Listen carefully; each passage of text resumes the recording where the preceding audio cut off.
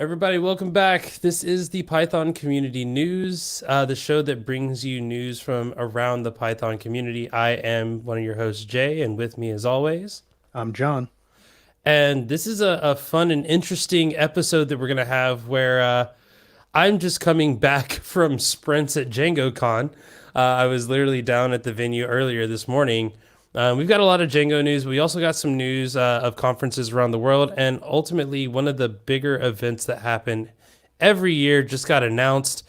But let's I guess start with the kind of the Django con of it all. Yeah, uh, John, you were watching online with DjangoCon. The at least the perspective that I saw on the floor were that people were excited that DjangoCon was back. Oh, absolutely. I think that people were uh, excited on both sides of it, right? Everybody who was in person, from what I could see in the video live streams, people were ecstatic to be back in person and actually, safely be able to gather again.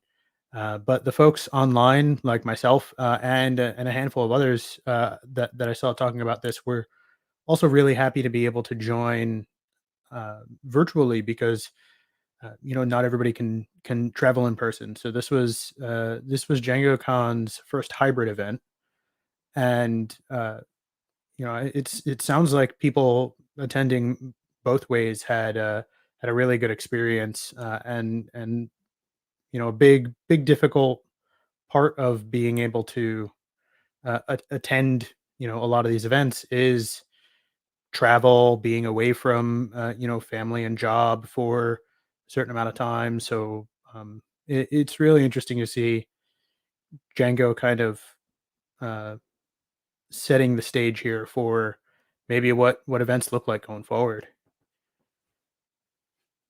Yeah, having a booth, and I will say that the unofficial Python Community News sponsored sticker booth was a massive hit. There were tons of folks that came through, and a shout out to Don Wages for providing a generous beginning donation of stickers that brought a lot of people over. That was a really fun part of it, just getting to see people and talk with them and say like, hey, happy to be back, happy to be sponsoring. I was there, for my employer, but I was also there for myself, and just talking about the all the different things that we care about. Which my employer has their things, but for us, it's Python and community, and I think a lot of folks were very responsive to that. Yeah, and I've never been to a DjangoCon in person. Um, uh, Timing never seems to work out, so I always have some conflict. And being able to attend remotely these past 2 years, right? Last year was remote only. This year was the hybrid model. I've personally been super happy to be able to attend, right, and participate in this community that uh, I see doing a lot of the right things, right? The Django community often uh, pushes the other related Python communities forward, and it's great to be able to experience that in real time. Yeah, I mean, I think one of the things that, and we're gonna actually have hopefully next week an interview with one of the DEFNA Django Events Foundation of North America, the people that are responsible for putting on DjangoCon. We're gonna have them hopefully on an interview.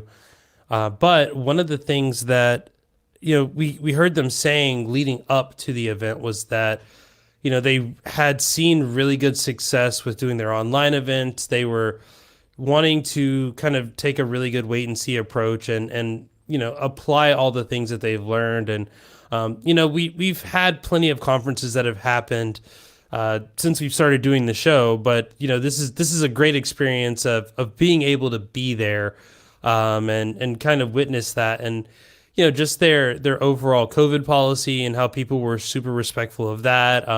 This was the first conference that I went to that didn't only require vaccination, but it also required a negative COVID test to get in the door. I thought that was super awesome. It did actually work. There were a couple of people that had to get quickly converted to an online ticket due to positive tests. But by doing that, you reduce the amount of people being exposed. And honestly, I mean, when everybody gets together for the group picture, there's still some of that like hesitancy. Luckily, everyone did it outside, and it's nice and open space. But there were definitely these moments of, okay, everyone is trying to be extremely safe about this. And, even in the areas where you are outside, you have really good spacing, and no one ever felt, at least I hope no one ever felt like they were, you know, pushed into an area that was too crowded or too packed, because we know that, like, it's not just a matter of like, hey, wear a mask, but it's also social distancing, being respectful, having plenty of line, reduced line queues and things like that, and all those little things. And the team at DEFNA did a really good job at trying to make sure all of that stuff was in place. And I got to attend right remotely and see talks like yours, a bunch of others. I probably went to more talks right remotely than I would have in person. But there were also a bunch of great sessions. There was a panel at the end with a bunch of folks who were very active in I guess I'll say Django leadership. Right, I don't know if they would all right self-describe that way, but definitely people who do a lot of work in the community. But I imagine there were some other exciting announcements from the conference that I may have missed. Yeah, there were a couple of new initiatives. And, we keep it pretty non-pippable over here, but there were definitely some projects that I'm really interested in. Hearing the sprints open up. I actually got to start a project that we had been talking about for Python Community News, which was great. And ultimately, like I said, I don't want to take too much of the thunder that we'll be getting from some of the organizers next week, but definitely looking forward to the next year around the Django community. And that kind of takes us into our first topic, which is the DSF is now looking for you to reminder finish that survey if you can, take that survey, but also the DSF board nominations. Recently, or in the last few years, the DSF moved to a 2-year term model. And that means that there are several openings available. And, Jon, both of us are folks who have run for board seats before. And, we have our own stump, positions and our things that we want to see happening. I'm hoping that there are people out there that are listening to this show that maybe have an opinion or two about, advancing Django and things around the Django software itself. Yeah, so like you said, both of us have run for board seats within the community. I've been on the board of Big Apple Pie, which is the organization behind PyGotham, for a number of years now, as part of running PyGotham. So, um, I think maybe what I want to highlight here is the kinds of work that people might expect here, and um, the sort of impact that has, even if you're not, for example, deeply familiar with the internals of Django or the internals of Python, right? A lot of these um, people often make this assumption that the folks on right governance bodies, so these are boards or steering councils or um, you know any number of other kind of like decision making entities are right the best programmers maybe, and that might be the case, but it's also kind of irrelevant, because a lot of the stuff that happens in these sorts of organizations is um, you're dealing with budgets and um, proposals from within the community to kind of prioritize um, the sorts of things that boards work on, which is not often right directly making code contributions. So you'll see things like, hey, we as a community think we need to hire someone to do X, Y, and Z. That's where these boards and other right, advisory bodies can really come into place and help push the community forward. With um, a job that is different from what you might expect if you're a day-to-day programmer. Yeah, and I mentioned earlier, kind of like focusing on the software itself. That's not also the only thing they focus on too. I mean, there is that rich community aspect. In fact, I had the pleasure of getting to hang out and have dinner with several DSF board members, and shout out to all of them. And we, as the podcast, and we try to make sure that we're closely aligned with all of these people, and we we're able to reach out to them and ask those kinds of questions. But yeah, one of the Will Vincent, one of the treasurers, was actually asking me about, hey, like, how does Python Community News and how does Microsoft, the company I work for, like, would they like to be more involved, and how so? And obviously there's like fiscal sponsorship stuff there, but there's also community participation as well. We're talking about the same group that has to support everything that Django Girls doesn't, and Defna doesn't, and like so many other things. And that includes, technical things, that includes managing costs for running websites and all these other things, but it also involves getting, new contributors and educating people and tackling very big projects. Like I think about like every little project I've made that I have a million decisions on. The project that we're running here, John, we have so many decisions that we have to make, and then scale that up to, often considered, Python's most valuable, Python web framework.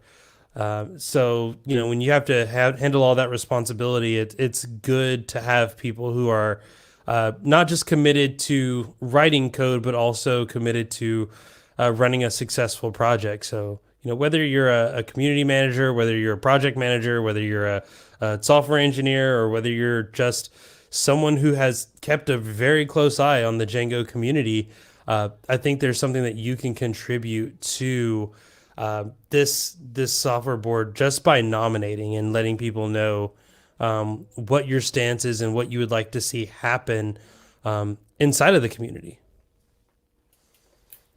Yeah, so if you're watching along or listening at home and want to find information about this, head to djangoproject.com/weblog. At the time of this live stream, the board nominations information post is the very top one, so you can get a good idea of what the board does, and linked from there is the nominations form, so you can go and self-nominate if this is something that you are really passionate about and want to give back to the community, because it's in terms of impact, it's it's one of the most important things you can really contribute to. And like I said before, the Django community, right, in my experience, pushes forward a lot of other communities, and so taking right a seat at that table can really help advance not just the Django community you're working directly to support, but also down the line, you'll see all these communities learn from each other, right? You'll see, uh, various meetups and conferences, and even the Python Software Foundation will look around, see what other people are doing, what they're doing right, and adopt those policies. So it's a really it's a rewarding way to contribute back.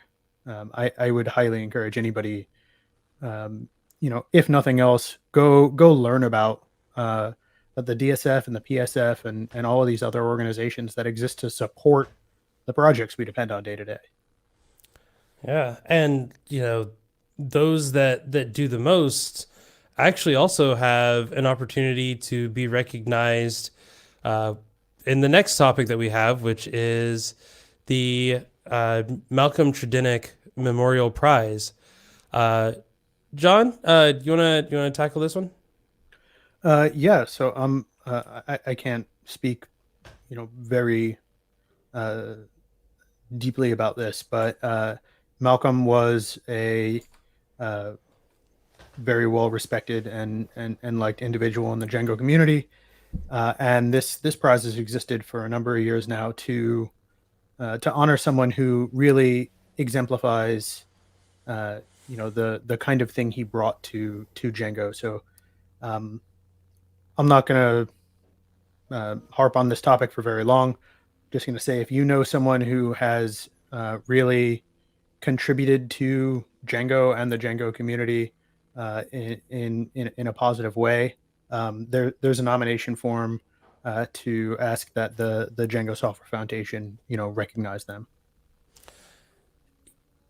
Yeah, and one of the things with this that I wanted to think about was that recognition bit. One of the things that I have, just culturally have grown to want to do is give people their flowers, especially while they're still around. And I think that was something that, even as we were trying to prepare for this show, John, we had plenty of content to dig for or dig through, and just in Malcolm's legacy and all the things that he did, and whether it was sitting on panels and just talking about a community that he clearly loved and wanted to be involved with, or many of his talks that were there. Some that were I actually thought a few of them was like, oh, this looks really cool. I want to go back and watch this thing that happened like 15 years ago, which just tells you just the longevity of Malcolm's involvement. But also kind of that remainder of legacy that happens when people get into the community. Uh, we talk about some of the reasons why we do a lot of things that we do, and a lot of it isn't necessarily for glory or for any type of praise. It's almost unanimously usually because the people that get to benefit from it are our friends.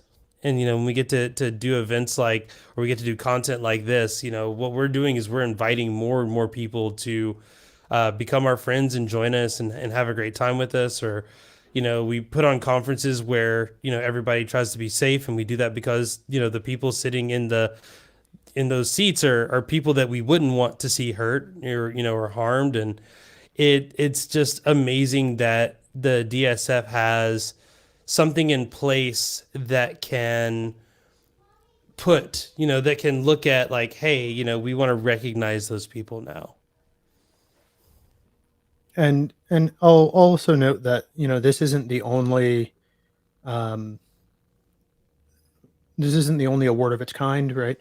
This is the one that that the Django Software Foundation runs and awards to people who really represent that spirit. But there are also um, awards given out by the Python Software Foundation uh, for similar kinds of contributions to the Python community, the more general one, right? And so I think you'll find a lot of the sorts of things that people will be nominated for will overlap here. But the PSF also has a community service award. There is uh, a fellowship that is awarded as well. That's kind of somewhat of a step above that, and a distinguished service award. So there are plenty of ways you can nominate somebody to be recognized for the work that they do, and whether it's with this award from the DSF or one of the ones from the Python Software Foundation that I believe, accept nominations quarterly. I encourage anybody out there who knows someone that's right doing some important work and lifting others up to go and give them a nice recommendation for one of these, because it does um, it does really help uh, reward that sort of behavior, and a lot of people wouldn't want to self-nominate. They don't think that right these sorts of things are um, that's not why they're doing it. They're doing it because, like you said, it helps out their friends and the community at large, and it is a nice additional surprise on top. Yeah. And you mentioned, the PSF and some of the other awards.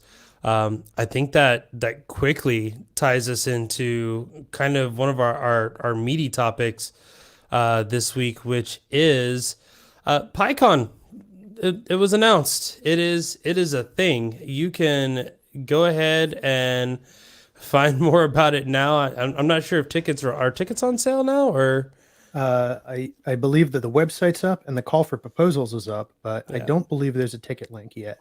Okay, so you can't get your tickets just yet, but and normally we would be waiting, but like you said, the call for proposals is up now. PyCon's happening. It's the 20th anniversary special. It's going to be taking place again in Salt Lake City, and I'm excited because the last one in Salt Lake City was my first PyCon that I went to, and now I'm happy to be. I'm already looking ahead at like, oh, I can't wait to see some of my friends, some of the people that I just saw earlier today that I won't see again for another 6 months, and it's I'm excited. It's that season already. I'm a little shocked at how fast it was before we started thinking about this. And we wanted to dive in a little bit on this. So, Jon, I have a question for you. As a conference organizer, how is PyCon different than most of the other conferences that we talk about on the show? Well, Or it's PyCon bigger. US, I should say. It's definitely a bigger event than most of the ones that we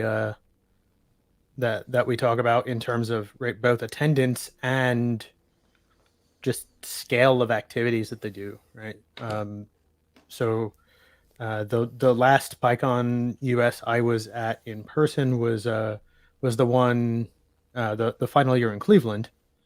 So I guess that would have been 2019, and I want to say there were about 3,500 people in attendance uh, there. So um, even before we saw significantly reduced attendance, I know DjangoCon had a smaller attendance than it would have in like 2019, but even before then, we're talking about an event that's like uh, you know 5-6 times the size of even the largest quote regional conferences, right? And Yeah, I know.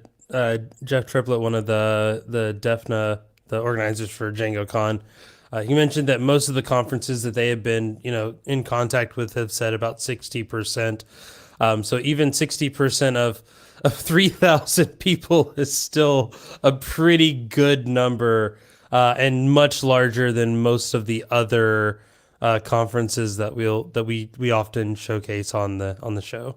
yeah, and then the other aspect is, right, how many other things happen kind of in conjunction with it, right? Because I think for most people attending a conference like this is, right, I'm going to go see 2-3 days of talks, and then meet some people, head back home. But PyCon US in its entirety is something like 10 days long. And I think we talked a couple of weeks ago about the core developer sprints, and events like that happen at PyCon. There are summits for all sorts of kind of sub communities within the Python community. So there's an education summit, a language summit, and plenty of other kind of more than just the talks events that happen there. And I think that is a thing that, right, if you've never been to a PyCon, will be a little maybe larger than life compared to your local regional conference, right? The expo hall is huge, and Mhm. they happen at these big venues where they would host much larger events than even a PyCon. I think the conference, San Diego, or not San Diego Python, or PyCon US this past year was happening around the same time as the national children's cheerleading competition, which I thought was interesting because like you you think about how much space that takes up. I don't know how many people have seen like some of those movies where you have like, it's like an amphitheater and there's like thousands of people in attendance and things like that. So like you're talking about venues of that size that can hold like that number of people, that, will host an event like PyCon US. Yeah. So even though it is much larger than right, any of the events I've worked on, it's still pretty small in the grand scheme of things, right? Yeah. One of the one of the things that always happens with Pygotham, right? We almost every year have been the same weekend as New York City Comic Con, Oh, and right, this is an event that sees something like 100,000 people in attendance at peak, versus PyCon at right 3,000, or a smaller regional conference at like 200. Right, so it's a very different scale. But yeah, PyCon US has uh, plenty of things that are beyond the talks. They also have probably the largest selection of talks of any Python conference. yeah. Um, so if you were working in Python at all, there's going to be something on the menu there that you're going to care about. Yeah. Um, And I mean, like, just the scale of just the number of talks that get selected. I believe last year there were like 4 tracks and like almost 5 days worth of talks for those tracks, plus summits, plus workshops, plus open spaces, which are this very like reserved time for people to kind of get together and talk about a thing that they have in common. Plus the lightning talks, they do like 4 days of lightning talks, which is insane. And, there's a lot of stuff happening there, and then not to mention just the expo hall. Like, you know, I spend a lot of time in there just due to my job, but there are not just vendors, there are not just people trying to get you to like buy their product. There are also folks like Reuven Lerner, who is a Python educator who sits there and will actually like just answer questions about Python that you might have. And to me, it's where I get to see all of my friends who write books. I think that's like another bonus. I believe at one point I was in a conversation with Dan Bader from Real Python, on the phone with Michael Kennedy from Talk Python, and then also we had like Al Swigert, who wrote Automate the Boring Stuff Using Python, and like they're all in one group having this conversation about teaching and educating people. So it's not even just the well, pip, here's this new pip install, which I mean that is a big thing too. Last PyCon, PyScript was announced, which was, I mean, I think that was the first time I'd ever seen something about Python like also listed in like Forbes. So like, hey, this big project that aims to bring Python to the web, like, this is where big announcements are had. You're in New York where New York Comic Con happens, and I'm in San Diego where San Diego Comic Con happens, and so like I think we have these interesting perspectives of like big events where big things get talked about, and PyCon US is definitely that spot for the Python community. Yeah, absolutely. Uh, and you know, not to say that it is the exclusive place where that happens, right? PyCon US is great, and it for me, it's one of those places where, like you said, I can go and I can see all my friends that I only see right online, other than in this expo hall. But there are also right, a lot of this does start from the ground up, right? So those local Python meetups and user groups, and even right your regional conferences, that's where all all of your you know Python talks are going to debut before they end up at a PyCon.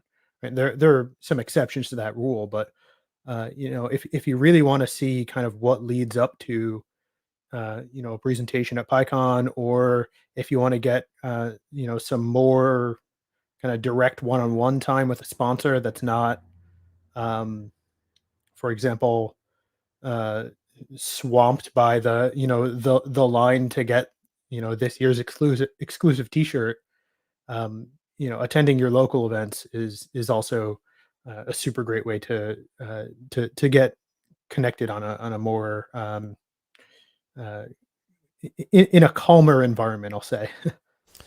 Definitely. And I don't want to do good cop bad cop here, but I do want to bring up kind of a really interesting topic that we were talking about before we went on the air, which is just the kind of the what is the impact of PyCon US in terms of the rest of the community, in terms of things like funding, in terms of things like being able to get a lot of the revenue that the PSF needs to continue to function in the way that it does.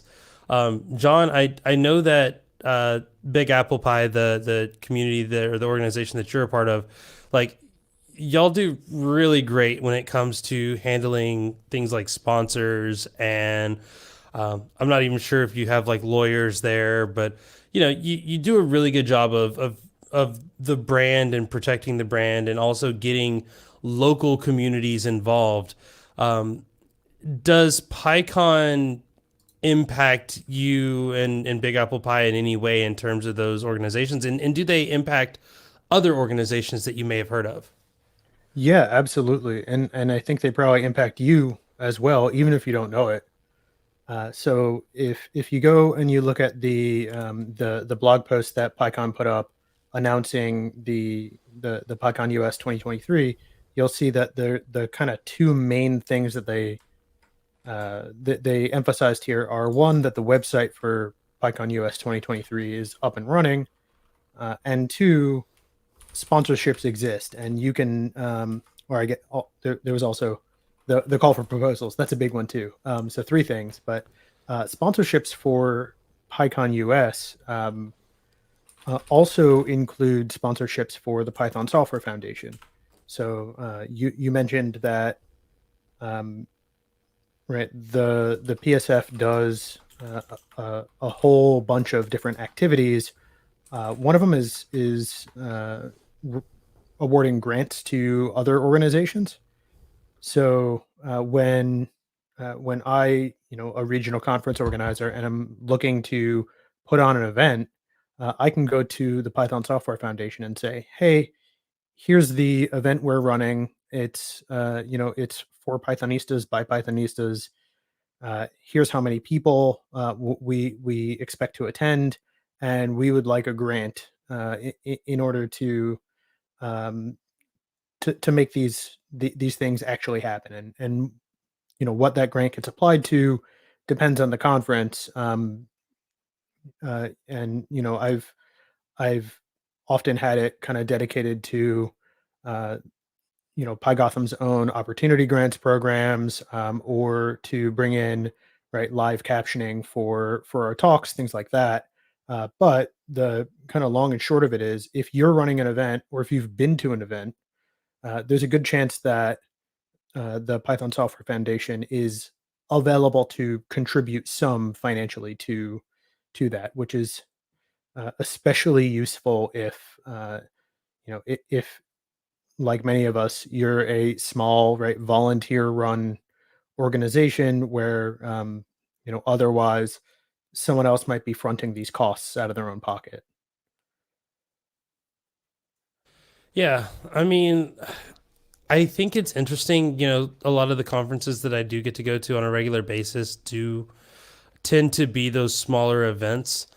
And I mean, when we talk, the only reason I brought up the lawyer side of that is because I think that a lot of folks don't think about how much legal like things happen in terms of conferences. Like you have plenty of contracts to sign. You're getting into a bunch of legal agreements with vendors, with caterers, with you might have a event staff even, and things like that, set up and tear down crews and all of these things that might happen. And we talk about how ambitious call for venues are, like call for proposals are in my opinion so much easier than figuring out a call for a venue because of just everything that goes into a decision making process. A conference talk, you're often like, okay, do we already have talks like this that we've selected? If the talks, if the CFPs are anonymous, like you're trying to make sure that you have a diverse lineup, but you also are trying to make sure that you have a good balance of first time speakers and experienced speakers and different topics and areas. But the other side of that is the area around, like, when choosing a location. You have to find, like you said, a space that is big enough, a space that is going to have access, and all of these other things. So when you're in a regional conference, a lot of those decisions get made for you. You're like, all right, hey, we're you know Southern California Python, if that's not a thing, but if it were, which I wish it were, you're like, okay, San Diego, Los Angeles, maybe San Bernardino, or somewhere in Orange County like Anaheim. So now we've got between like a 1 in 4 choice. Somewhere like PyCon has like the entire U.S. to think about, but also when you look at some of those areas of like, hey, if you're North Bay Python, you've got like one venue, and that venue, their prices might go up or down. They might have special clauses in their contracts, and you're just wanting to put on a good conference. You don't necessarily want to become a professional scholar in understanding like legal, like contract work or legal design, and like all of those things the PSF handles. Like they have a lawyer on staff where they like help people navigate these contracts and these agreements to make sure that everybody is doing exactly what needs to be done to ensure that the event goes smoothly and everyone kind of knows what their responsibilities are. Yeah, and I think I'm not sure if you've ever booked a venue like that, but you hit the nail on the head, right? There are a lot of those parts of the contract that just end up being like, okay, well, where else are you going to go, right? There's because at a certain point, your negotiating power is limited by what your options are, um, and so you end up with, right, an event like on the scale that I've run, anywhere between like 200 and 600 people. Um, that puts you into kind of a certain class uh, of venues. It's often your like hotel ballrooms, right? It's uh, if you've ever been to a local conference, that's kind of what you're used to. Um, on some floor of a hotel where there's a bunch of meeting spaces.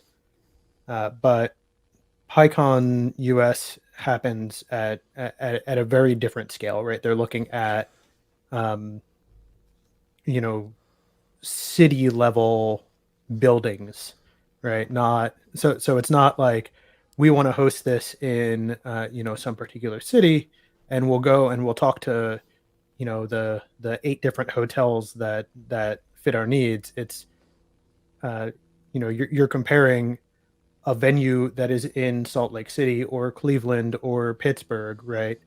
And there's only one of each of those. Yeah. Usually like a conference center Yeah. or convention center, things like that. I guess the last thing that I wanted to ask kind of in terms of PyCon US is what is the, at least in your opinion, what is the expectation for this year? We had PyCon US this past year. Again, we were looking at about 60% of what we were expecting. Like, do you expect there to be a larger turnout this year than was there before? That's a super interesting question. I don't know that uh, I can predict that very well, but I can tell you what the PyCon US sponsorship blog post says here, which is right. You get access to 1,500 plus attendees, right? And I'm taking that to mean there are going to be 1,500 people, and then some, right, in the expo hall. So and that puts it at, right, ballpark 50% of what it previously was. From a personal standpoint, I do think that it's going to take a while to build back up to the size of attendance uh, that PyCon or other events previously had, and they might choose not to just go back to what they were. Right, DjangoCon did a hybrid event and had a bunch of people attend remotely that otherwise couldn't attend in person for a bunch of different reasons. And so this I would expect to see more of that going forward, um, where right where we're focusing on making sure that the event is accessible from more than just right all the people who are going to fly into Salt Lake City or Pittsburgh or whatever the next city ends up being. Um, but yeah, it'll be interesting to see going forward, right? What that looks like in terms of right size of attendance and how that changes, uh, or if it changes the way that venue selection works going forward. Because do you know where it's going to be after Salt Lake? Salt Lake, it goes after Salt Lake, it goes back to Pittsburgh. It was scheduled for Pittsburgh during 2020 and 2021, but obviously the COVID-19 pandemic uh, pulled them away from that. And we were talking about kind of that whole legal portion there of like you still have contracts to fulfill.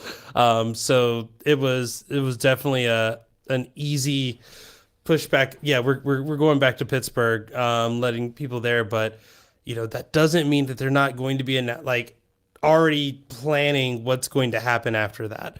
And you're going to actually see that probably released sometime between either now and PyCon 2023 or shortly afterwards, because again, like these are conferences that take all more than a year to put together, just in terms of coordinating everything and getting everything like figured out and all the pieces there. So yeah, it's Salt Lake City this year. The next 2 years after that are back in Pittsburgh, or I guess in Pittsburgh, since I don't think they actually ever went to Pittsburgh. But then from there, we're not sure. So we've got one more topic before we get into the final round of things that our conference round. And I'm gonna have to say, John, how much do you like learning about things? I love learning, Jay. Okay, well, I am happy Tell to me how tell I you. can learn. You can learn in a very special way. I have to throw it into an actual web browser. I was not prepared for that. Oh, I have way too many web browsers open. Here we go. Let's go here.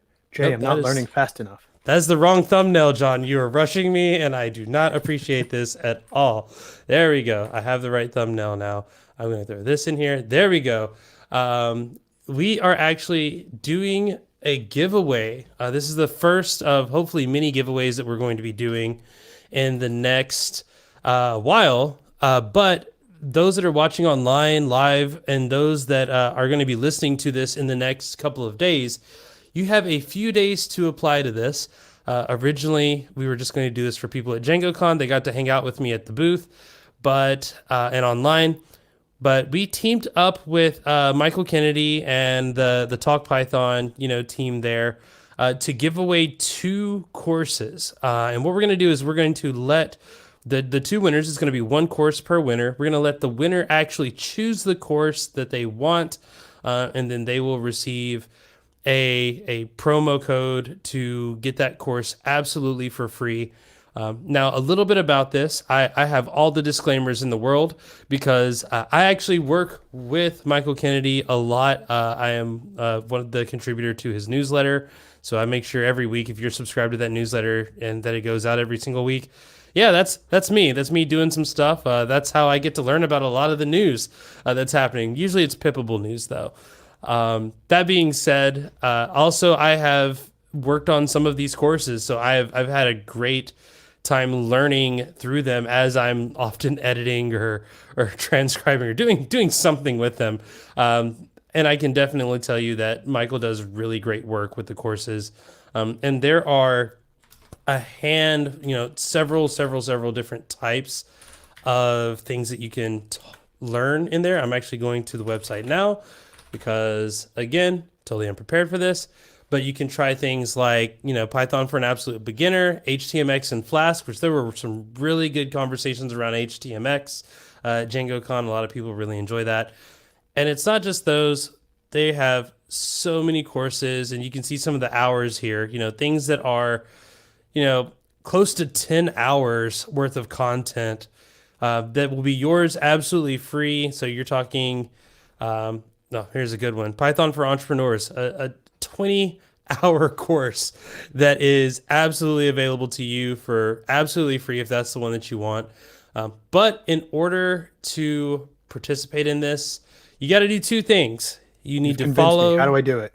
You got to follow Pi Community News on Twitter. That is the new Twitter account. Also, even if you don't want to participate in this, go follow Pi Community News on Twitter because we're going to be sharing our news topics. We're going to be sharing updates. This is not the only giveaway that we have in store. I've already talked to some people that are like, hey, we want to get involved. We want to, share some stuff with the community. Please help us do that.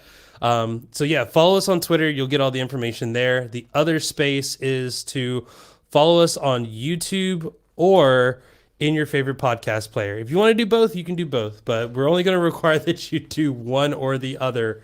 And of course, the YouTube channel, just search for Python Community News, or you can do the same in the podcast player of your choice. But we will be giving a few more days. We're recording this on Saturday, but we will be giving people a few more days. We're going to announce the winners on Monday. That is October 24th. That is the day that Python 3.11 goes live, so I'm sure there will be a lot of conversation around that. But we will be announcing the winners on Python 3.11 day, which is Monday, October 24th. I don't have a specific time. We're going to say afternoonish Pacific time, when Jon reminds me, hey, who won? And we'll take it from there. But again, follow us on Twitter at Pi Community News. Be subscribed to either the YouTube channel or the podcast player, or the podcast via the player of your choice. We'll verify that once we have determined the winners. And there's probably some other terms and conditions that'll apply, but I don't think there are. Please be over 18. I don't want to have to figure out any of the legalese stuff, but other than that, yeah, 3 chances to win. And again, this is the first of hopefully many giveaways that we'll have. I'm not sure what the next one will be or when it'll be, but I'm hoping that it will be soon. But that's it. Jon, you ready for the conference round? Before we do that, I'm also going to just say, go subscribe to Talk Python as well. Yes. And also, I don't know. I know Michael Kennedy listens sometimes and watches sometimes. So thank you, Michael. Also, I literally called him and was like, hey, I want to do a giveaway. And he was like, what can I do to help? And he was like, do you want a course? And I said, well, I kind of want to. And he said, tell me how many you want, and we'll give that many away. And I was like, let's just start with two. So Michael is an amazing guy and a big advocate for the Python community. Check out his podcast as well, Talk Python to Me. He does another podcast that's similar to ours called Python Bytes. If you're following us and you're not following them, that's the pippable news to our non-pippable news. So be sure to go check that out as well. I've talked a lot, but I want to talk a little bit more because the next conference is one of my favorites, and I think I overwrote it, which is PyCascades. PyCascades is coming back, folks.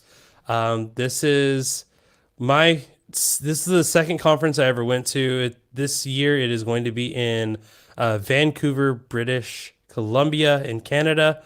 And for those that don't know, PyCascades is an annual conference that supports the Seattle area, the Portland area, and the Vancouver area, the first two in the US and the third in Canada. But this is a great little conference. It's often single track, and this is another community that loves first time presenters. If you've ever wondered, what it would be like to give a talk, or you're interested in giving a talk, this is a great place to go. They often will do things like office hours for people who are, who need some help working on their CFP. They also do things around like providing like mentorship at times and being able to help.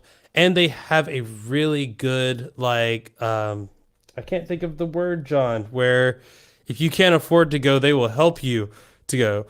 Grants program, I think. Yes, they have a good grants program there where you can go in, and that's how I actually went to that conference. That was flying up to Vancouver was a little pricey, and they actually covered my hotel and they covered my ticket, which meant I only had to worry about my flight, which made it so much easier to attend. So yeah, PyCascades, I will always be a big advocate for. Also had a great online presence. I'm sure that's going to be staying around this time where we'll be both online and in person, but that's coming up later in 2023. It's usually the first, it's probably on here. So I don't believe they've actually announced specific dates yet. It's Okay. just 2023. So Yeah, I would expect within the first couple of months of 2023. That is usually when it happens. But the CFP is now live. You can submit your proposal now and go ahead and start planning that the 2023 conference season. PyCascades is often the first one of the new year, so this is the warning sign that 2020, as it says, 2023 is coming. What about PyCon Sweden that's happening in Stockholm this year? yeah, well, we're not at 2023 yet, so we're just a couple of weeks out from PyCon Sweden. So I think this is November 3rd and 4th, which is 2 weeks away from now. Yeah, if you're in Stockholm or can get to Stockholm, PyCon Sweden is, I'm sure, a wonderful event to attend. Yeah, and we actually have. It looks like they have some very awesome keynote speakers as well there. And again, you've got this nice 2-day event that's happening. If you want to learn more, go to their website. It's pycon.se. And we have another one, which is PyCon Bolivia. I've had the pleasure of speaking to some of the organizers here, and the thing that I've learned so far is the folks in Cochabamba, Bolivia, are eagerly anticipating like just the growth of an amazing community there. And just talking with them, they are so excited to put on this conference on the 9th and 10th of December. I don't believe the CFP is still open at this point, but I do know that the tickets are now available, so you can go ahead and grab a ticket, especially if you're in the Bolivia area or you can get to Bolivia. It is actually, I can tell you now, the CFP is in fact still open. Okay, good. So if if you would like to submit a talk there, you can. Be sure to go ahead and get that information in. I'm sure they would love that. But I think, Jon, I think that's going to wrap it up for this week's episode. I'm excited. Like, this is the time of year when I start thinking about all of the different talks that I want to do for next year. Yeah, I think there's on the organization side, right? There's also a bunch of people working to shore up a lot of details for, we want to make sure our 2023 event is gonna take place and how to best serve our communities. So I'm looking forward to it. We're still a couple months out, but it's one of those things where you're always in a planning cycle, a little offset from when events are actually happening. Yeah, and again, I want to say that, like, I love that this is kind of wrapping up 2022 in a really nice way. Uh, if you're a software engineer, around like US Thanksgiving, things start to slow down a lot and then they start to pick right back up at the beginning of the year. But things aren't going to slow down for us. Like I said, next week we have the Python 3.11 announcement. We have, and I think that's actually planning on being live streamed as well. So we'll bring some of the highlights from that. We're also going to have, again, kind of a post-conference wrap-up with some of the organizers from DjangoCon to also maybe tell us where DjangoCon is heading next year. I've heard some good things, and I'm excited to have them share that with the rest of the community. But Jon, we got anything else to look forward to? I'm blanking on it. Okay, so I'm guessing we don't. Like, that's good. We have plenty to look forward to, Jay. Yeah, there's going to be plenty of conferences and events, and you're going to only catch them here. Well, not only catch them here, you'll catch them other places, but you'll primarily catch them here. We do have some other stuff. We are actively creating some projects on the Python Community News GitHub repo and our GitHub organization. And as always, all the projects that we do are licensed MIT license. We hope that other people can adopt them and do their own thing. But we also hope that if you want to contribute to some of the work that we're doing by either submitting a topic or by just contributing some code or some issues to what we're doing, I will happily say that I filled out my form to get my Hacktoberfest t-shirt this year. And none of it was due to Python Community News, but it could have been. So we're hoping to continue that march forward and give people an opportunity to contribute and do more things. But yeah, that's going to wrap it up for this week. If you want to follow more about what's happening in the community, you can, of course, follow us on Twitter at PyCommunityNews, all one word. And, of course, you can catch the newsletter or the podcast. Or don't forget our little less than 5-minute brief that is just the facts, just the news. You can find that in a podcast player near you. Just search Python Community News. And we have links to all this and our archive and more at pythoncommunitynews.com. But that's going to wrap it up for this week. I have been your host, Jay. I've been Jon. And this has been the Python Community News.